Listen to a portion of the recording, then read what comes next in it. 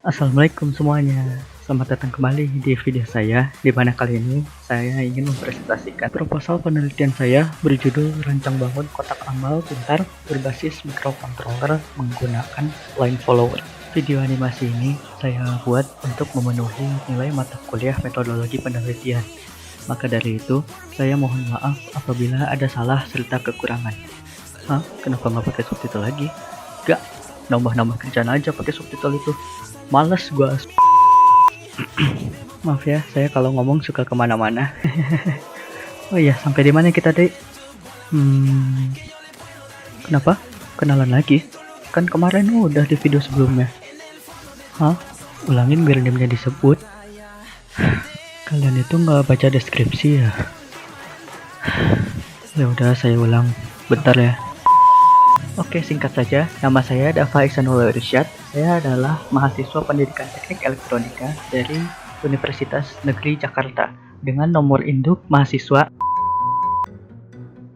Ulangin NIM-nya? Boleh, NIM saya itu. Kenapa mirip? Oh iya dong, wong itu tadi kopas dari video sebelumnya. Wok. Oke, masuk ke bab 1, ada pendahuluan. Dimulai dari latar belakang masalah. Seperti yang kita tahu, kotak amal adalah sebuah kotak yang dimaksudkan untuk mengumpulkan uang dana untuk keperluan amal. Di masjid-masjid, biasanya kotak amal didistribusikan dengan cara digeser kotaknya dari jamaah ke jamaah lain. Nah, ini menurut saya kurang efektif. Maka dari itu, saya ingin merancang bangun kotak amal pintar berbasis microcontroller, di mana kotak amal ini menggunakan line follower untuk menggerakkannya secara otomatis dan berjalan mengikuti garis dari saf ke saf sampai ke saf terakhir. Selanjutnya, identifikasi masalah, yaitu bagaimana cara merancang bangun kotak amal pintar berbasis microcontroller, serta apakah rancang bangun kotak amal berbasis microcontroller ini dapat membantu pendistribusian kotak amal. Selanjutnya juga ada pembatasan masalah, di mana kotak amal pintar berbasis microcontroller ini akan dikhususkan untuk keperluan masjid, tidak untuk digunakan di tempat umum. Selanjutnya, perumusan masalah. Berdasarkan poin-poin yang disebutkan sebelumnya, perumusan masalah yang didapat yaitu bagaimana cara merancang kotak amal pintar berbasis microcontroller menggunakan line follower, serta apakah rancang bangun kotak amal pintar berbasis microcontroller ini dapat membantu pendistribusian kotak amal di masjid. Tujuan penelitian yaitu merancang bangun kotak amal pintar berbasis microcontroller menggunakan line follower, serta merancang bangun kotak amal pintar berbasis microcontroller menggunakan line follower yang dapat membantu pendistribusian kotak amal di masjid. Manfaat penelitian yang ingin dicapai yaitu membantu pendistribusian kotak amal di masjid. Berikutnya masuk ke bab 2 yang berisi tinjauan-tinjauan pustaka. Yang pertama ada metode line follower. Line follower atau pengikut garis adalah pergerakan dari benda atau robot untuk mengikuti lintasan berwarna gelap atau hitam dengan dasar warna lintasan berwarna terang atau putih atau sebaliknya. Aplikasi yang sering digunakan dari line follower adalah mobile robot sehingga dinamakan robot line follower. Robot line follower memiliki berbagai pengaplikasian untuk memudahkan pekerjaan manusia, diantaranya sebagai robot pengambil atau pengantar barang. Penggunaan metode line follower lebih efisien dari segi mekanik lintasan dan mekanik penggerak pada mobile robot dibandingkan dengan pergerakan dengan mengikuti rel atau dengan metode rel. Berikutnya, sistem kendali PID atau Proportional Integral Derivative, yang merupakan sistem kendali untuk menentukan presisi suatu sistem kendali untuk menentukan presisi suatu sistem instrumentasi dengan karakteristik adanya umpan balik pada sistem tersebut. Sinyal kendali ini mengolah sinyal error menjadi sinyal kontrol. Sistem kendali PID memiliki 3 buah cara pengaturan diantaranya kontrol P, I, dan D yang masing-masing memiliki kelebihan dan kekurangan. Dalam penerapannya, dapat digunakan salah satunya atau digabungkan ketiganya. Yang ketiga, Internet of Things atau IoT. IoT merupakan sebuah konsep yang bertujuan untuk memperluas manfaat dari konektivitas internet yang tersambung secara terus-menerus. Pada dasarnya, konsep IoT berbasis web dalam cara kerjanya memiliki 4 elemen utama, yaitu modul Wi-Fi, perangkat internet, web server, dan web browser. Tinjauan pustaka nomor 4 adalah modul komunikasi wireless. Modul komunikasi wireless merupakan modul yang menggunakan perantara udara dalam melakukan proses komunikasi dengan gelombang elektromagnetik sebagai pengganti kabel. Terdapat beberapa modul komunikasi wireless, diantaranya adalah radio frekuensi, Bluetooth, GSM GPRS, dan Wi-Fi. Tinjauan pustaka nomor 5 adalah TCRT 5000, yang merupakan komponen terintegrasi yang memuat emitter dan receiver sinar inframerah dalam satu komponen.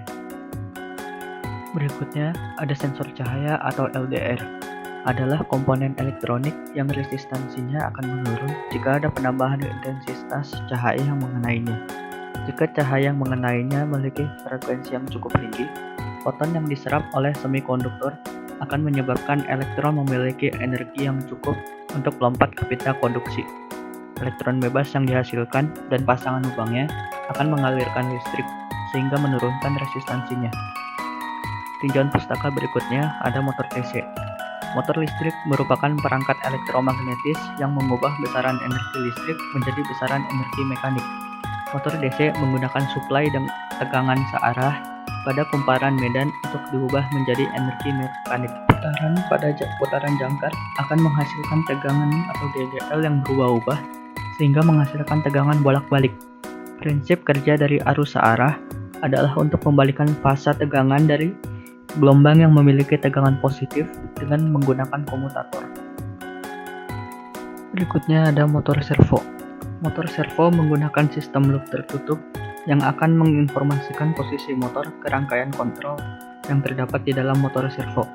Motor servo terdiri dari beberapa komponen, diantaranya motor DC, serangkaian gear, potensiometer, dan rangkaian kontrol. Lalu ada Arduino Mega 2560, yaitu papan microcontroller berbasis ATmega 2560. Arduino Mega 2560 memiliki 4 pin digital input atau output, di mana 15 pin dapat digunakan sebagai output PWM, 16 pin sebagai input analog, dan 4 pin sebagai UART atau port serial hardware, 16 MHz crystal oscillator, koneksi USB, jack power, header IC/SP, dan tombol reset. Selanjutnya ada pulse width modulation atau PWM, merupakan suatu mekanisme untuk membangkitkan sinyal keluaran yang periodenya berulang antara high dan low, di mana kita dapat melakukan pengontrolan durasi antara sinyal high dan sinyal low sesuai dengan kebutuhan. PWM diperoleh dengan menggunakan jenis gelombang kotak yang siklus kerjanya dapat diubah-ubah untuk menghasilkan tegangan keluaran yang bervariasi yang merupakan nilai rata-rata yang berasal dari gelombang tersebut. Berikutnya ada H bridge. H bridge merupakan sebuah rangkaian yang menyerupai huruf H dengan titik tengahnya adalah beban atau motor, dengan 2 jalur yang terdiri dari 4 buah switch yang bisa dibuka tutup untuk melewatkan arus pada beban motor. Rangkaian H bridge merupakan salah satu rangkaian elektronika yang dapat digunakan untuk mengendalikan motor DC untuk bergerak searah jarum jam atau clockwise, berlawanan arah jarum jam, mempercepat putaran motor, atau menghentikan gerakan motor. Prinsip kerjanya adalah mengalirkan arus pada motor DC untuk berputar. Berikutnya ada L2986, adalah IC yang dapat digunakan sebagai driver motor DC dengan prinsip H bridge. IC L2986 di dalamnya terdiri dari konfigurasi 2 buah rangkaian H bridge sehingga dapat mengendalikan 2 buah motor DC. Setiap H bridge dikontrol menggunakan level tegangan TTL yang berasal dari output microcontroller. Kecepatan motor DC dapat diatur dengan cara pengontrolan PWM yang dikirimkan oleh microcontroller ke rangkaian driver motor. Dan tinjauan pustaka yang terakhir ada push button, yaitu saklar yang berupa tombol dan berfungsi sebagai pemutus atau penyambung arus listrik dari sumber arus ke beban listrik. Push button adalah saklar yang berupa tombol dan berfungsi sebagai pemutus atau penyambung arus listrik dari sumber arus ke beban listrik.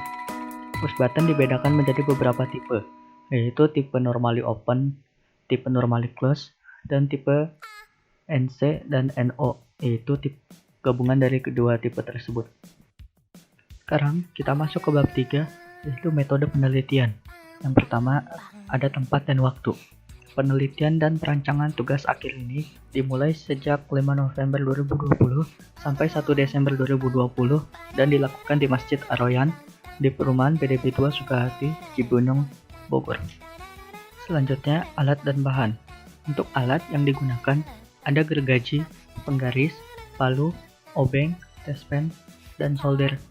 Sedangkan untuk bahan yang digunakan adalah aluminium, flat strip, baut, mur, motor DC, power supply, TCRT 5000, sensor cahaya atau LDR, motor servo, Arduino Mega 2560, IC L2986, serta push button. Selanjutnya, prosedur kerja. Langkah-langkahnya yaitu spesifikasi rancangan, perancangan perangkat keras dan perangkat lunak, pembuatan alat, dan pengujian alat. Selanjutnya, perancangan perangkat keras. Pada perancangan perangkat keras, ditentukan tipe perangkat yang digunakan dalam pembuatan prototipe alat. Pada penelitian ini, perancangan perangkat keras mencakup penentuan tipe microcontroller, motor DC, sensor LDR, serta push button. Selanjutnya, perancangan perangkat lunak. Pada perancangan perangkat lunak, peneliti membuat dan memasukkan program ke dalam microcontroller yang telah ditentukan pada tahap perancangan perangkat keras. Pada tahap tersebut, microcontroller yang digunakan adalah Arduino Mega 2560. Arduino Mega 2560 akan diprogram menggunakan software Arduino IDE. Kemudian pembuatan alat. Setelah perancangan alat, tahap berikutnya adalah pembuatan alat. Dengan menggunakan rangkaian H-bridge, sumber tegangan, Arduino Mega 2560, sensor LDR, dan motor dihubungkan. Terakhir, pengujian alat. Pengujian terhadap hasil perancangan ini dilakukan untuk mengetahui apakah alat dapat bekerja sesuai dengan hasil yang diharapkan. Pengujian ini dilakukan dengan cara mengaktifkan alat pada tempat tujuan penelitian, yaitu di masjid. Secara sederhana, berikut aliran dari prosedur kerja yang dilakukan oleh peneliti.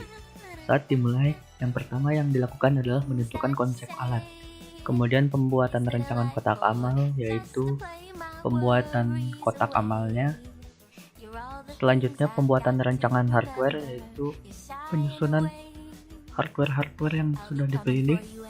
Selanjutnya pembuatan program, yaitu pemrograman Arduino dengan Arduino IDE.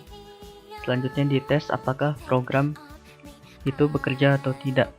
Jika tidak, maka program akan dibuat ulang.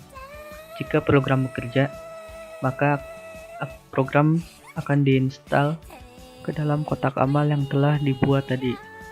Selanjutnya, pengujian keseluruhan alat. Apakah sistem bekerja atau tidak? Jika tidak, maka sistem akan diinstal ulang untuk kemudian akan dicoba kembali.